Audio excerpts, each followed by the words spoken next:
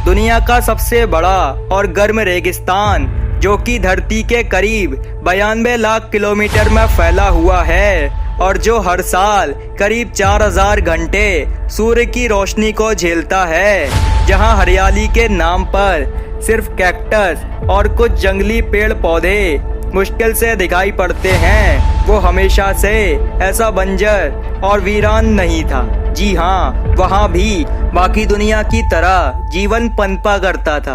वहाँ भी बारिश हुआ करती थी, पेड़ पौधे उगा करते थे, बाकी जंगलों की तरह वहाँ भी जानवर रहा करते थे। पर अचानक एक ऐसी घटना घटित हुई जिसने सब बदल कर रख दिया।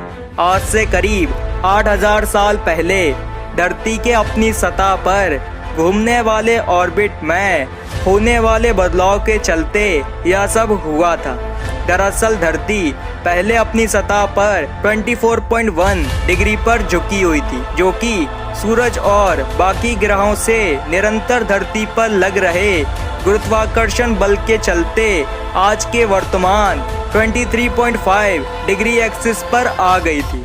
और इसी ऑर्बिट में हुए बदलाव के कारण मॉनसून इस रीजन से हमेशा के लिए शिफ्ट हो गया, जिसके चलते यह हरा भरा इलाका बिना बारिश और लगातार सूर्य की तपन झेलने के कारण धीरे धीरे इस बंजर रेगिस्तान में बदल गया, जिसे आज हम सहारा डेजर्ट के नाम से जानते हैं। जरा सोचिए, काश यह घटना घटित ही नहीं हुई होती तो आज हम जो प्रदूषण और हवा में बढ़ते कार्बन के स्तर के चलते चिंता में हैं, उसको हम काफी हद तक कंट्रोल कर सकते थे। कितना अच्छा होता कि काश हम फिर से इस रेगिस्तान को हरे भरे जंगल में बदल पाते। इतने एडवांस साइंस और टेक्नोलॉजी मौजूद होने के बाद भी क्या हम इस समस्या से बचने के लिए कुछ भी नहीं कर सकते?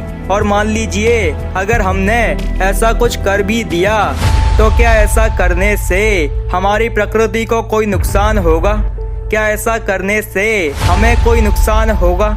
इन्हीं सारे सवालों के जवाब जानने के लिए आइए देख लेते हैं कि अगर हम धरती के सबसे बड़े डेजर्ट को जंगल में बदल देते हैं तो क्या होगा।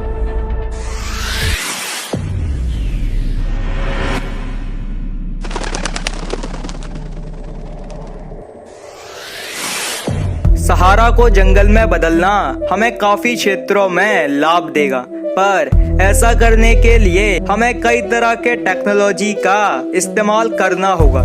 कोई भी जगह रेगिस्तान में तब परिवर्तित होती है जब उस इलाके में सही मात्रा में पानी मौजूद ना हो, और यहाँ तो सिर्फ समुद्र के पानी के अलावा साफ पानी दूर दूर तक मौजूद ही नहीं है। आप सब भली भांति जानते होंगे कि समुद्र के पानी का इस्तेमाल हम इरिगेशन के लिए नहीं कर सकते, क्योंकि उसमें काफी मात्रा में सॉल्ट मौजूद होता है जो कि मिट्टी को जरूरी तत्व प्रोवाइड नहीं कर पाएगा। इसलिए इस बंजर जमीन को पानी पहुंचाने के लिए सबसे पहले हमें पानी बनाना पड़ेगा। इसके लिए हमें एक प्रोसेस को फॉलो करना होगा जिसे डिसैलिनेशन कहते हैं। इसमें हम समुद्र के पानी को एक मशीन के अंदर से गुजारते हैं, जो कि इससे नमक और बाकी अनवांटेड मिनरल्स को अलग कर देती है और हमें साफ पानी प्रोवाइड करा देगी।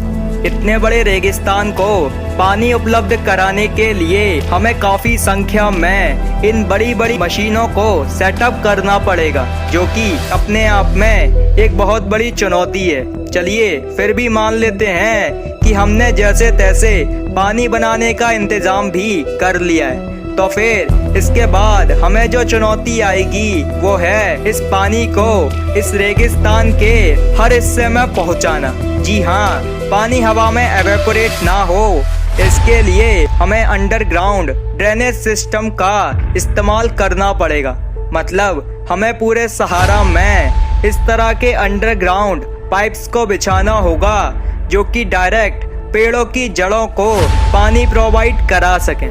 इतना सब करने के बाद हमें इस प्रोजेक्ट को अंजाम देने के लिए जो चीज रोकती है वो है बजट।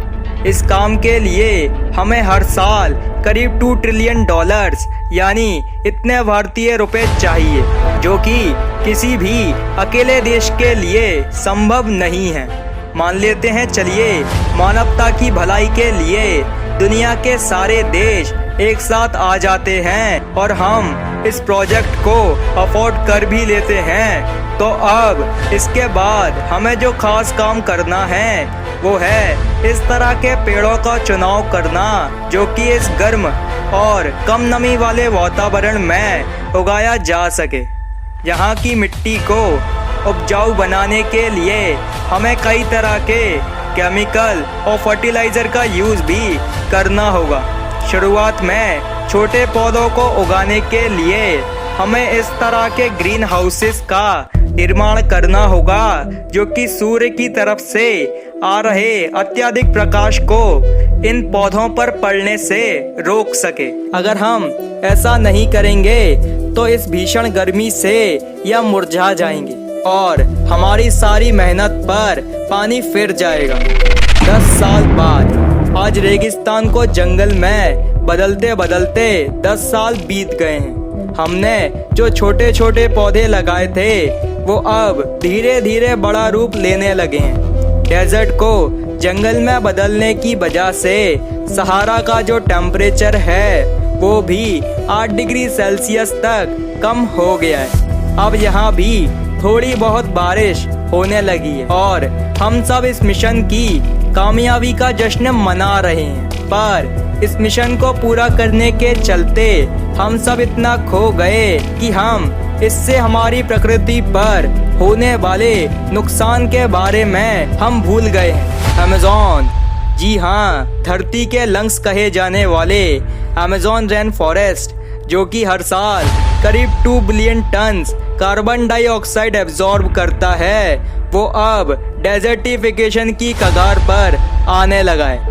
दरअसल सहारा की जो डस्ट है उसमें प्रचुर मात्रा में फास्फोरस पाया जाता है जो कि पेड़ों के उगने के लिए एक बेहद जरूरी न्यूट्रिएंट है। और जब सहारा डेजर्ट हुआ करता था तो वहां से उड़ने वाली डस्ट रास्ते में अपने साथ अटलांटिक ओशन से मॉइस्चर को एब्जॉर्ब कर लेती थी और यह डस्ट और मॉइस्चर का मिश्रण जब सहारा से 3000 माइल्स दूर अमेज़न रेन फॉरेस्ट में गिरता था तो इसके साथ साथ वहां बारिश हुआ करती थी और इस डस्ट में मौजूद फास्फोरस वहां की मिट्टी को नरिश किया करता था। पर अब जब सहारा फॉरेस्ट में बदल चुका है तो अब वहां धूल भरी आंधियां चलना बंद हो गई हैं, जिसके कारण अब फास्फोरस अमेज़न तक नहीं पहुंच पा रहा है और जो भी थोड़ा बहुत फास्फोरस वहां की मिट्टी में बाकी था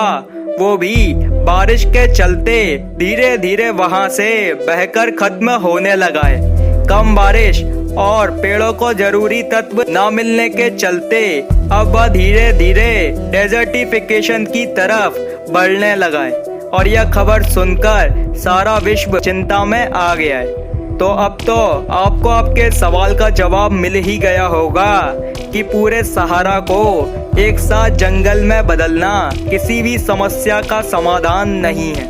इससे अच्छा तो हम पहले से आबाद अमेज़न रेन फॉरेस्ट को डिफॉरेस्टेशन से बचाएं और जिस हिस्से में हमने अपने फायदे के लिए पेड़ों को काटकर नष्ट किया है वहां पेड़ उगाएं जो कि ज्यादा कारगर होगा।